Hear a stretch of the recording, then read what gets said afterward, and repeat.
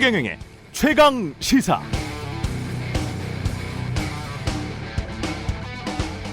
네, 안녕하십니까. 9월 29일 세상에 이익이 되는 방송 최경영의 최강시사 출발합니다. 저는 KBS 최경영 기자고요.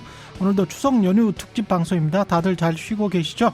명절에 쉬지 못하시는 분들은 오늘 방송 들으면서 기운 내시고 즐거운 마음으로 일하시기 바랍니다. 오늘 최경영의 최강시사 추석 연휴 특집, 추석에는 쉽니다. 추석엔 쉽니다. 시간 준비되어 있습니다. 최강시사 최애 코너 중 하나죠. 뉴스는 쉽니다. 김경일 교수님과 함께 명절은 물론 남은 2023년 한 해 잘 보내는 법까지 이야기 나눠보겠습니다. 뉴스 일대기 커플 김준일 뉴스톱 수석 에디터 그리고 박대기 기자와 함께하는 추석엔 일대기다도 준비되어 있습니다. 2023년 국제 문화뉴스 중간 결산까지 해보겠습니다.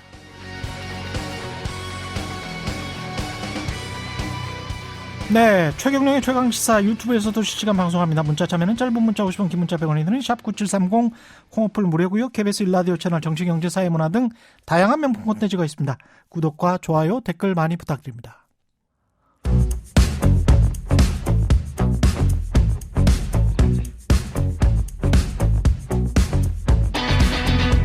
심리로 들여다보는 세상 이야기. 뉴스는 쉽니다. 네, 최경영의 최강시사 추석 연휴 특집 추석엔 심리다. 심리하면 뭐다? 예, 김경일이다. 아주대학교 심리학과 김경일 교수 나와 계십니다. 안녕하세요. 안녕하세요. 예. 아, 힘들게 살죠, 제가. 네. 이거 한 며칠 갈 것 같아요. 제 뇌리에서. 이 추석 때까지 이렇게 일해야 됩니다. 예.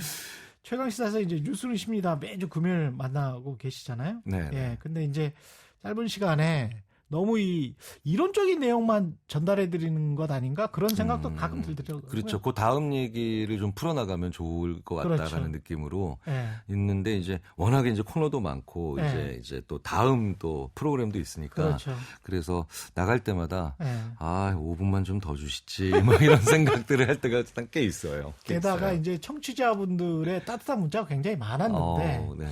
그것도 좀 소개해드릴 기회가 적었었습니다. 그래서 오늘 좀 들려드리겠습니다. 심경용 님이 늘 이 시간이 지나면 뉴스는 쉽니다. 이 시간이 지나면 분위기도 채팅창도 화기애애해집니다.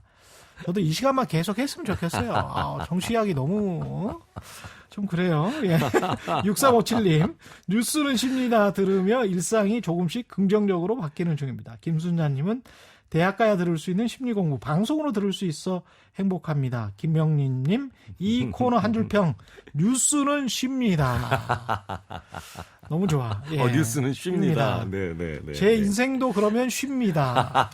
저는 할 일이 없어 쉽니다. 그러니까 뉴스가 저도 좀 나쁜 뉴스만 나와서 부정적인 뉴스에 우리가 눈이 또 가잖아요. 그렇죠. 그래서 저도 사실 눈이 가고 그래서 이게 직업병처럼 그 뉴스를 보기가 싫을 때가 가끔 있긴 있어요. 예, 또 쉬고 싶을 때가. 뉴스가 예.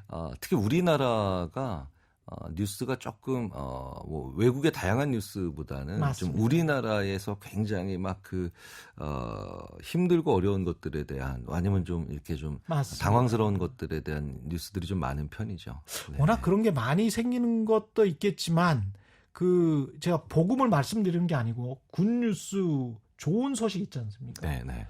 그걸 꼭 주에 한 4번 정도는 편성해서 9시 우리로 치면 9시 메인 뉴스죠. MBC 나이틀리 뉴스라는 게 있는데 꼭 그렇게 전달을 해주더라고요. 근데 6꼭지나 7꼭지밖에 안 돼요. 메인 뉴스가. 근데 한 꼭지 한 3분가량 아주 좋은 어떤 아주 훈훈한 소방관, 그 다음에 할아버지와 손자의 따뜻한 이야기, 우리 집 크리스마스 추리는 이렇게 만들었어요. 뭐 이런 거를 네. 전달을 해줘요. 전국 방송에서. 네. 꼭 그래요. 꼭. 그리고 지역에서는 또 따로 전달을 해주고. 네. 그게 굉장히 따뜻해 보이더라고요. 그럼요. 실제로 예. 그리고 그런 내용들을 보면서 네. 실제로 우리가 신체적인 변화도 일어납니다. 그냥 정신적인 변화만 일어나는 게 아니라. 그렇구나. 왜냐하면 우리 신체와 정신이 같은 맥락이니까요. 예. 실제로 높았던 혈압도 떨어지고요. 뭐 실제로 혈당과 관련된 연구도 있고요.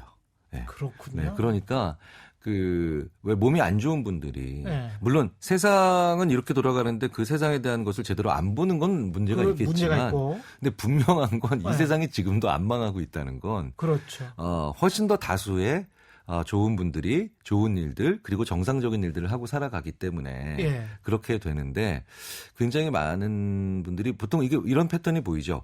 내가 일상적으로 살아가는 곳에서 잘 안 보이는 위험까지도 다 소비를 하려고 하는 그런 경우들이 많아요. 그렇죠. 네네.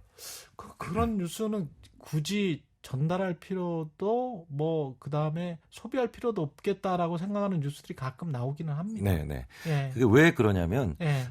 내가 살아가고 평상시에 다른 사람들과 지내는 그런 것들과는 반대 세상이 분명히 존재한다라는 걸 사람이 가정하기 때문에 그래요. 그러니까 뭐냐면 초등학교 선생님한테 선생님 반에 굉장히 IQ가 뛰어난 친구가 한 명 이번에 들어갑니다. 예. 라고 하면 어떤 선생님이 저한테 그러세요. 그 선생님한테 그렇게 말씀드렸더니 아유 그럼 뭐예요. 공부 되게 못하는 애도 그럼 한 명 들어오겠네. 이야. 그러니까 이게 내가 살아가고 있는 세상이 정상적으로 돌아가고 있어도 네. 분명히 어딘가는 그걸 상쇄할 나쁜 일들이 벌어지고 있을 거다.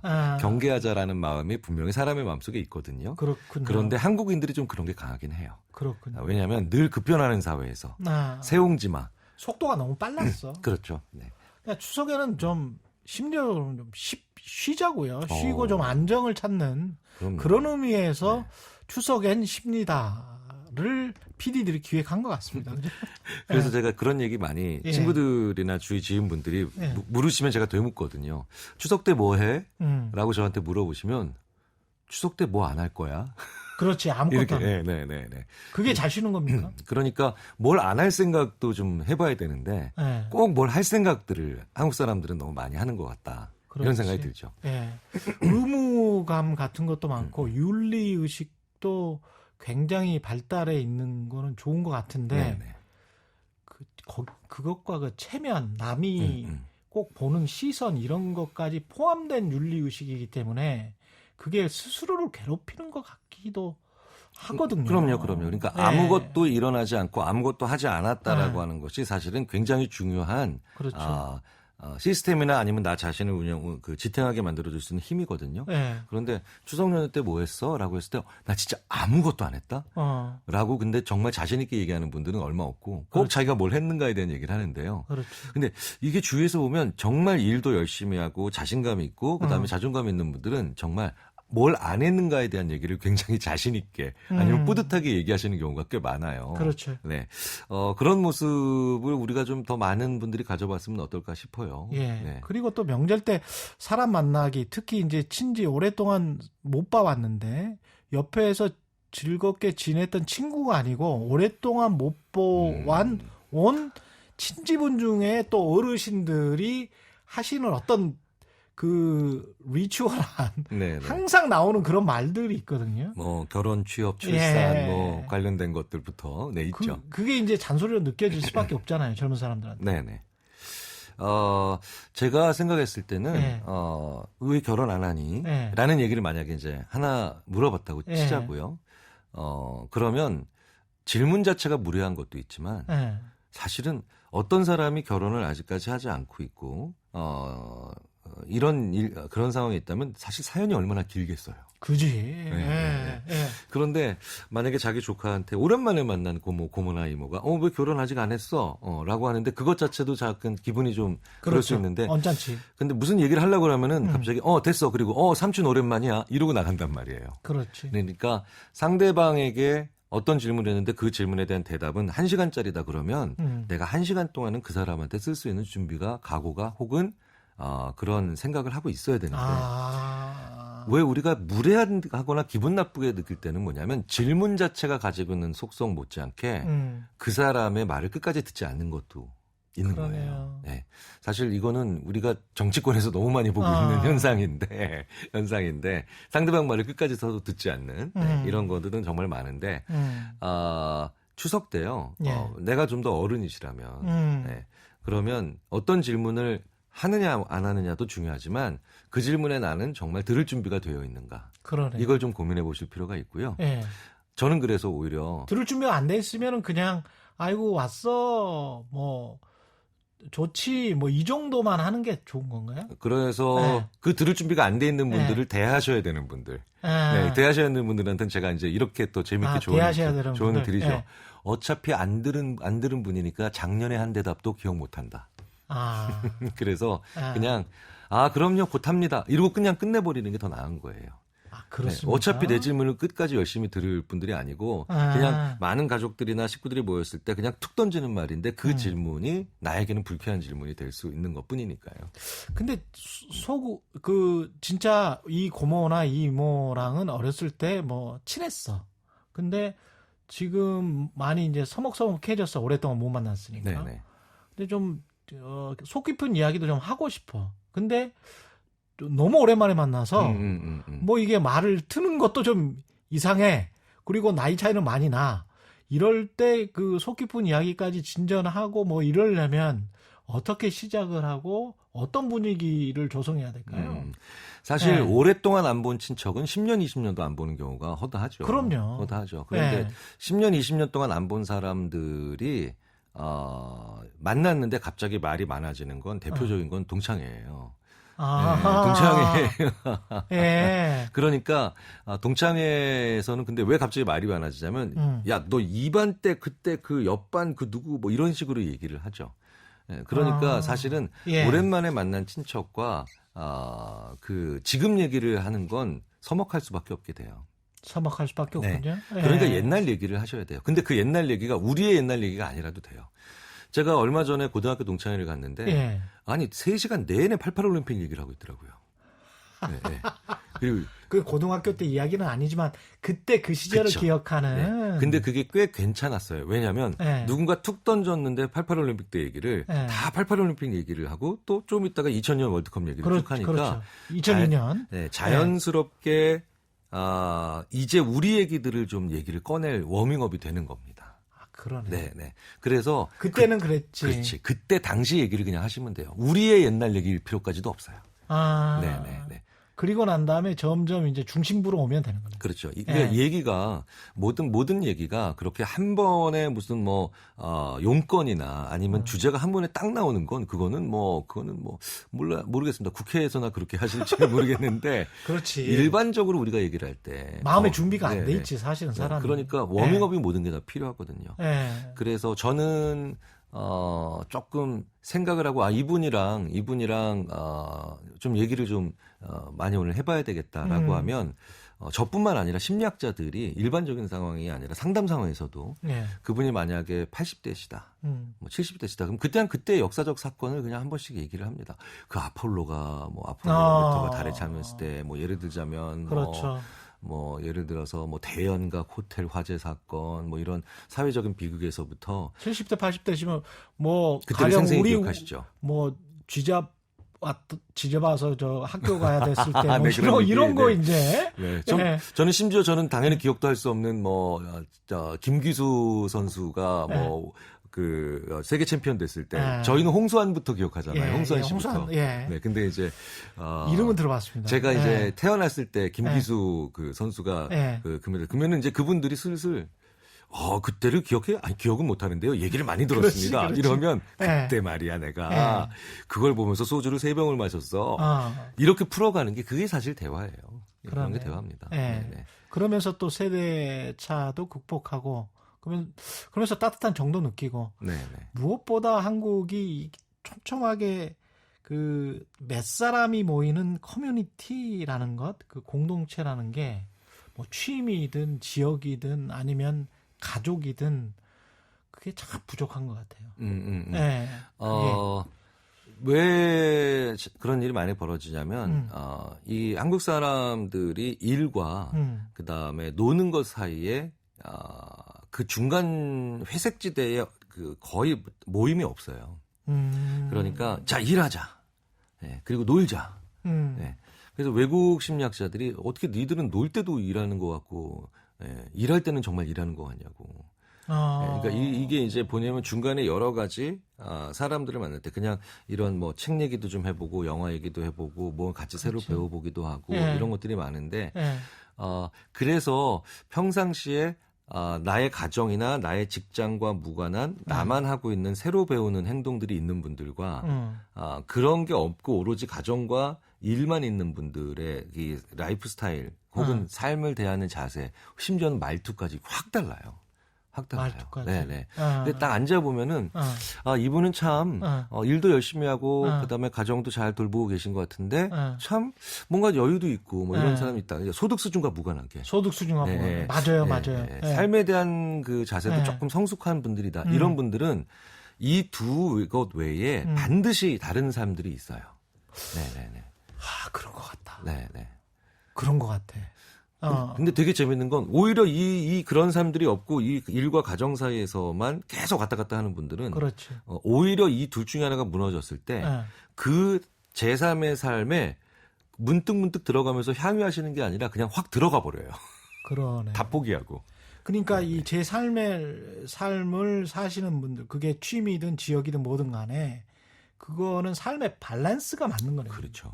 그러니까 여유가 있는 네. 거네요. 그러니까 워라벨을 네. 일 가정 밸런스라고 생각하시는 건 상당히 제한적인 생각입니다. 이것도 이분법으로 일 가정이 아니구나. 네네. 그러니까 테이블을 다리 두 개로 지탱하겠다라고 하는 상당히 아슬아슬한 생각이죠. 네. 다리가 세 개가 필요한 거예요. 세 개가. 네. 테이블은 그쵸. 다리가 세 개가 안정적이지. 그렇죠. 삼각형이 일, 가장 가정. 안정적이야. 네. 그렇죠. 삼각형. 그렇네요. 그런 좋은 얘기가 있었군요. 예. 네네네. 너무 좋습니다. 네. 예. 지금 교수님과 명절 때 꼭 나오는 심리학이 해보고 있는데 지금 잠시 노래 듣고 청취자분들이 보내주신 질문들이 많습니다. 증문즉답 시간을 이어가 보겠습니다. 아이유의 저도 요즘 이 노래 가끔 듣습니다. 가을 아침 듣겠습니다. 예. 이른 아침 작은 새들 노랫소리 들려오면 언제나 그랬듯 아쉽게 잠을 깬다. 창문 하나 햇살 가득 눈부시게 비춰오고 서늘한 냉기에 재채기 할까 말까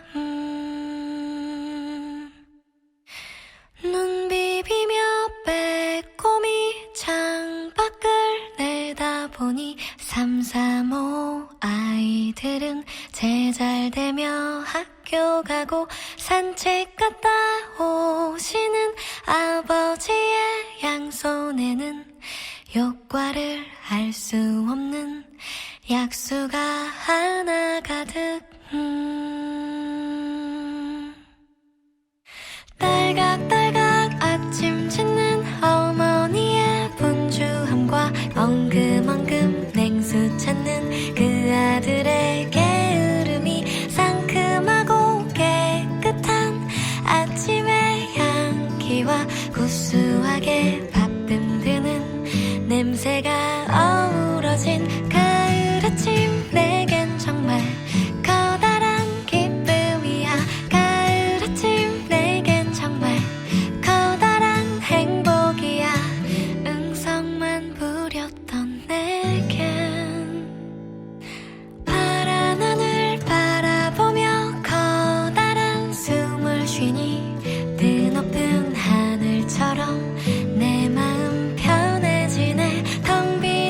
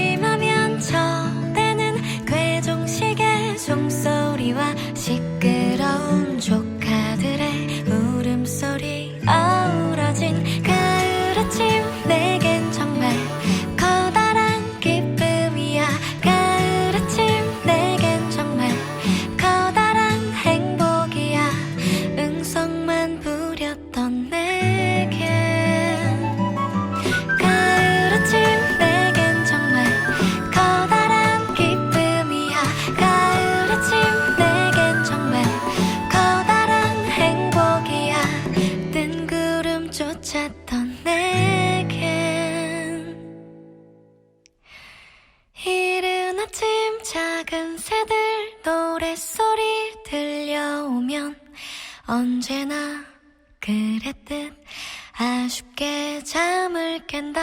창문 하나 햇살 가득 눈부시게 비춰오고 서늘한 냉기에 재채기 할까 말까.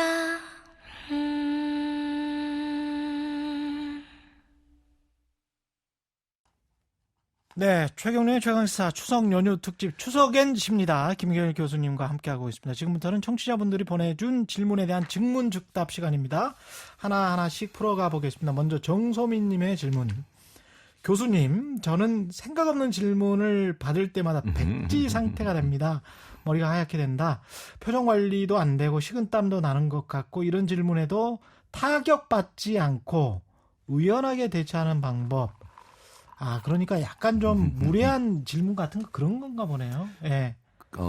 대부분 그런 질문, 생각 없는 질문이라고 하지만 예. 그게 바로 뭐냐, 조금만 생각해 보면 안 그렇죠. 물어보는 것이 나은 질문들이죠. 이것도 표현도 이분은 상당히 정중하게 하셨어요.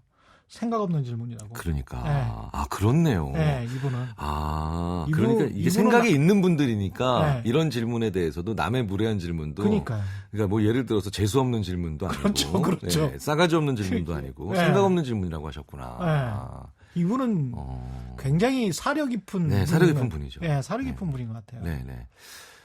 이런 분과 굉장히 좀 착한 분인 것 같은데 오늘 착한 분이 나쁜 분을 만났을 때 직설적이고 그렇죠, 그렇죠. 네.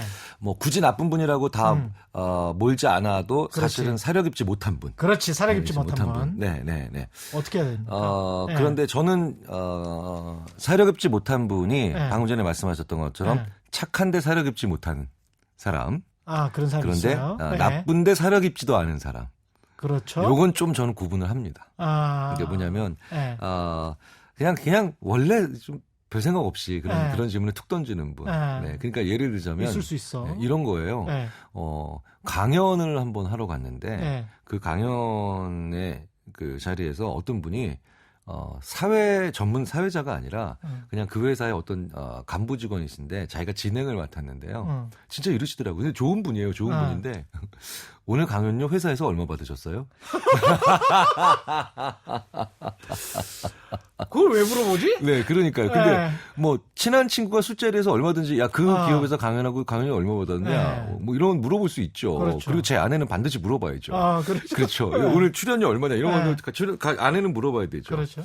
그런데 사실은 그 자리에서는 물어볼 사이가 아니죠. 그렇죠. 그러니까 대부분 그런 착한데 혹은 뭐 그렇게까지 나쁜 분이 아닌데 생각 없는 질문을 했다라고 보면 우리 사이에는 그 질문하면 안 되는 그 상황은 그 질문하면 안 되는 상황인데 물어보는 그렇죠. 거예요. 네. 물어보는 겁니다. 대부분 그러면 그런 경우가 뭐라고 많죠. 말씀하셨어요?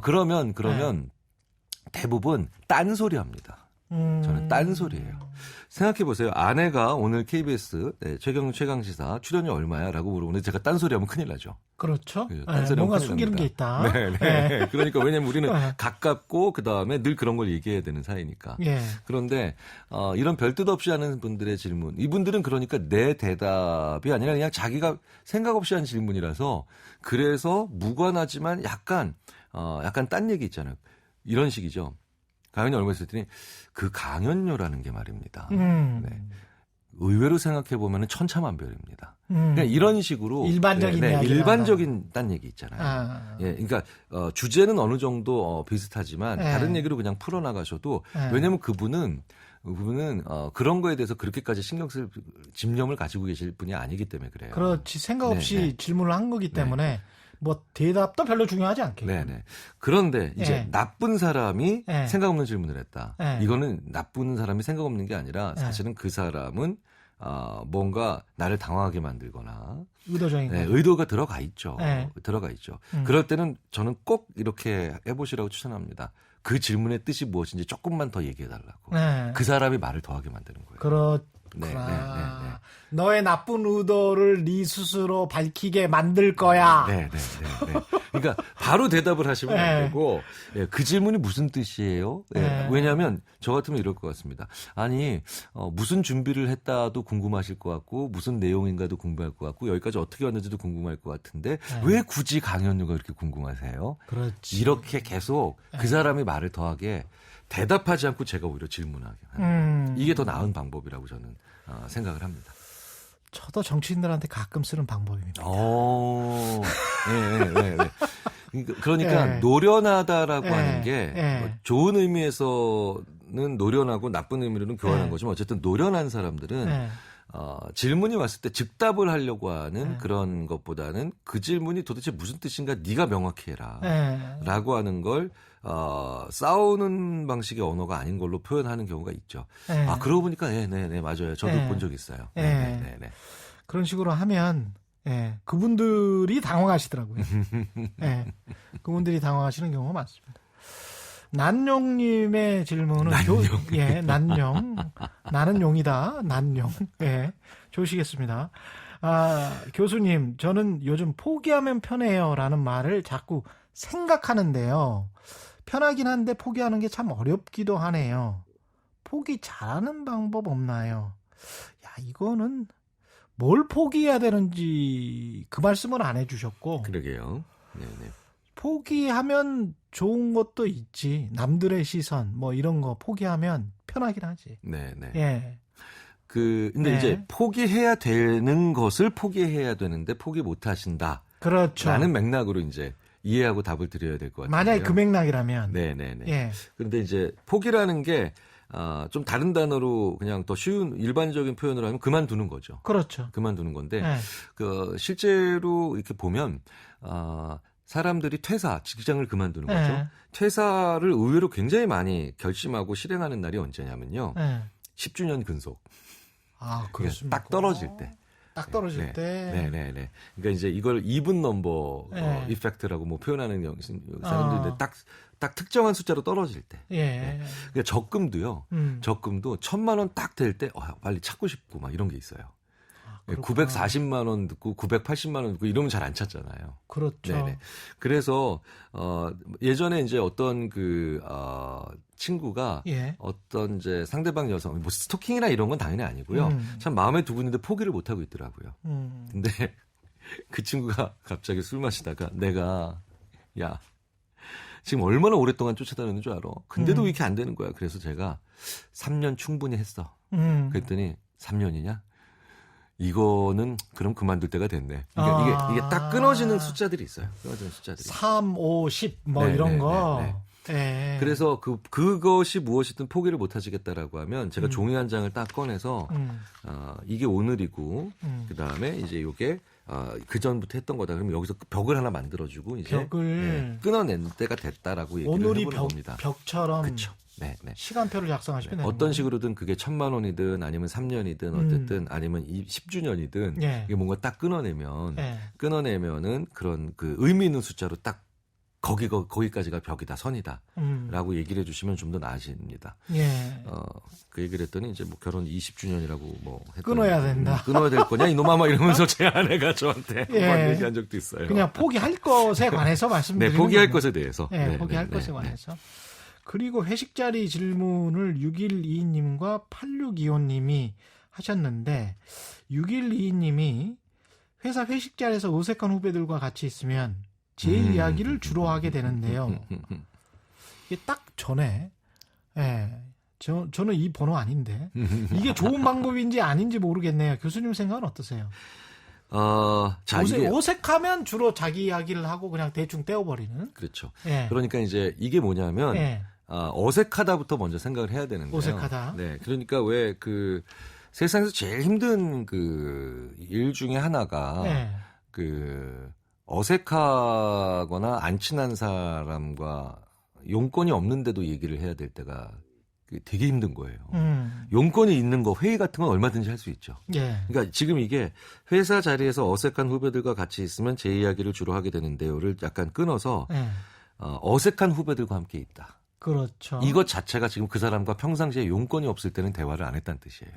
그렇죠. 네. 그러니까 일반적으로 내가 자꾸 이렇게 나는 어색한 자리가 많지? 어. 라고 한다면 어. 용건이 없거나 용무가 없을 때도 안부를 물어보거나 살짝 아니면 말을 살짝 걸어주는 그런 행동이 나한테 부족하구나. 나는 온통 그래. 나는 온통 그래. 28년 동안 그랬나 봐. 기자 생활하는 28년 동안 업무 아니면 대화를 안 했던 거야. 그러니까 뭐 제가 아이는 잘 사니 뭐 이런 대화를 안 했던 거야. 전혀 안 하니까 다 어색해. 20년이 지나도 20년 동안의 후배들한테도 그렇고 어색해. 그렇죠? 저기 이게 출연자가 이렇게 웃어도 되나요? 심각하겠구나 내가. 왜냐면 네. 제가 이제 처음에 이제 뵙고 이제 지금 거의 뭐 2년 가까이 하잖아요. 근데 이제 제가 그분 어떤 분이야라고 했더니 이제 KBS에 계신 다른 후배 분들이 참 좋은 분이라고. 참 좋은 분이라고. 그리고 나는 개인적으로 존경한다는 후배들도 많이 뵀어요. 그래? 근데 많이 친하진 않아요. 모르지 서로를. 네네. 저를 몰라. 네네. 저도 그들을 모르고. 네네.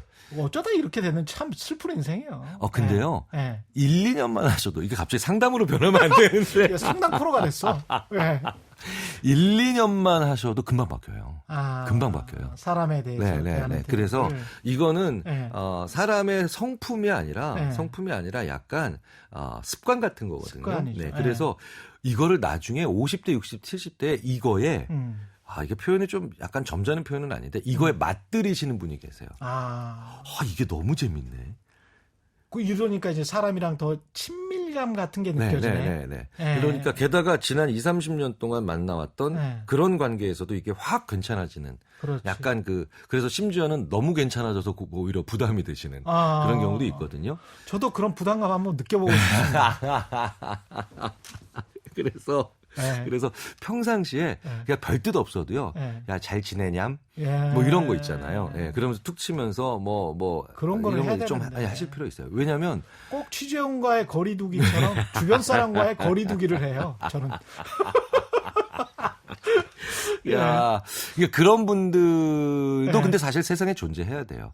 세상에 모든 사람들이 다 살갑고 이러면요. 사실은 거기서 부정과 비리도 훨씬 더 많이 생길 수 있어요. 그래서 세상에는 약간 거리감을 유지하는 분들이 반드시 있어야 되고요. 우리가 그런 분들을 보면서 소위 말하는 안 좋은 것들에 대한 생각이 초스피드로 결론에 이르게 되는 그렇죠. 그런 것들을 막아낼 수 있거든요. 초스피드로 형님 하시는 분들이 있어. 있어요. 네, 있어요. 근데 부러워. 어떻게 저렇게 하지? 뭐 이러면서. 사실 그런데 그런 관계들이 그렇게 좋으면서도 또 안 좋은 일도 훨씬 더 함께 많이 하잖아요. 그렇더라고. 술 먹고 싸움 나더라고. 네네. 근데 이제 어색한 후배들이라는데 이제 여기서의 문제는 어색하니까 그거를 해결하려면 그러니까 무슨 얘기냐 용건이 아닌 쓸데없는 얘기들을 이렇게 하시면 저는 괜찮을 것 같아요. 작정하시고 오늘 회식과 아무 상관없는 얘기.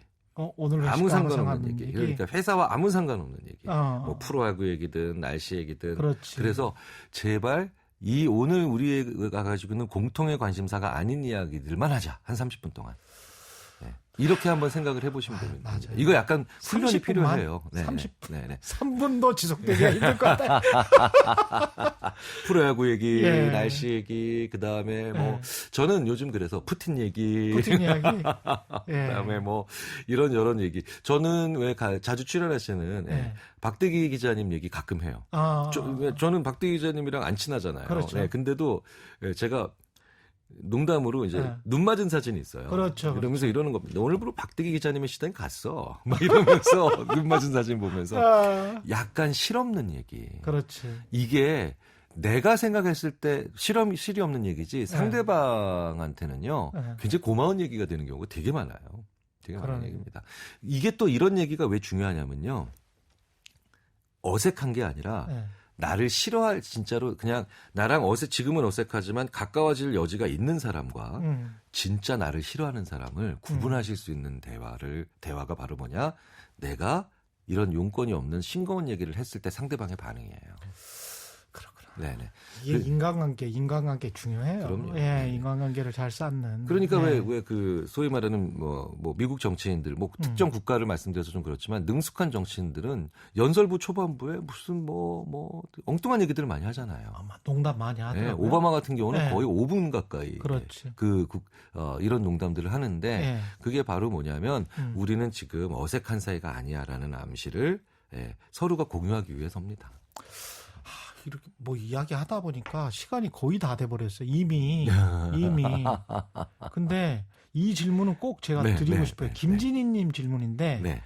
우리 팀도 그렇고 저도 이 말을 굉장히 많이 하거든요. 제가 이야기할 때 무조건 그게 아니고 그건 아니고 아니고 뭐 이 부정적인 이야기를 먼저 해. 있어요. 네, 먼저 해. 저도 지인분 중에 그런 분들이 있어요. 근데 네. 제가 생각해도 싫을 것 같아. 듣는 사람. 네. 이건 고칠 수 있는 방법 없을까요? 이게 그 사람한테는 아니란 뜻이 아니고요. 네. 그러니까 뭐 이런 그렇지. 이런 거예요. 네. 네. 그래서 일단은 그분한테 그 말에 대해서 내가 그거를 논리적이거나 아니면 내용적으로 나 그게 아니고라고 했을 때 나는 오히려 반대인데라고 얘기하실 필요 없고요. 그냥 그게 그 사람의 감탄사라고 생각을 하셔야 되는데 네. 그분의 좋은 습관은 절대 아니에요. 네. 네, 절대 아니거든요. 네. 그래서 근데 그게 아니고라고 얘기하면 그렇군요. 이렇게 얘기해야 돼요. 그러니까 그 사람이 내 말에 동의했다라는 식으로 오히려 받아야 돼요. 만약에 제가 최 기자님이 저한테 얘기하셨는데 그게 아니고요 예. 라고 하면 당연히 그 다음 말에 논리적으로는 아닙니다 라고 얘기를 또 하셔야 되는데 그렇지. 오히려 내가 동의받았다는 식으로 그렇죠. 이렇게 얘기를 하시면 돼요. 그렇죠. 그렇죠. 네. 그렇죠. 네, 그러고 그렇죠. 넘어가면 이 순간에 이분은 그게 아니고라고 얘기했지만 그게 맞고 이렇고 아니면 그러니까 이런 식으로 대답을 한 게 돼요. 네. 오히려 내가 동의받았다는 식의 바로 그런 감탄사로 다시 이으시면 돼요. 그렇죠. 네. 연습을 좀 해봅시다, 우리가. 이거 연습 필요해요. 그렇죠. 네. 뭐가 온다 그러면 그렇죠. 네. 예. 무조건 자동 반사로. 예. 좀 끝내야 될 시간이 다가오는 것 같습니다. 예. 이 이야기를 제대로 심리학 이야기를 쭉 한 1시간, 2시간 이거 더 줘 시간. 그렇게 해 주세요. 네. 노래 좀 듣다가 보니까 끝나버렸어요. 또 들을 애가 또 있는 것 같은데. Earth and Wind and Fire. September. September. 9월이니까. 네, 추천하신 곡이죠? 네, 저 이 노래 되게 좋아요. 이 노래는요. 네. 심리학자들이 자주 그 칼럼에서 인용하는 노래인데요. 그렇습니까? 네, 70년대 노래이긴 하지만 듣기만 하면 우울감이 사라지는 노래 중에 늘 순위 안에 들어가는 노래입니다. 그렇습니까? 네. 우울감이 사라진다. 네. 예. 깨방정 부리고 싶을 때 서템버. 인생에는 깨방정이 필요하고 인간관계는 중요하다. 좀 느슨하게 살자. 그냥 확 쉬자. 이런 말씀을 했던 것 같습니다. 요약이 아주 명확했습니다. 예, 최경영 최강시사 추석 연휴 특집 추석엔 쉽니다. 고맙습니다. 김경일 교수님. 행복한 명절 보내십시오.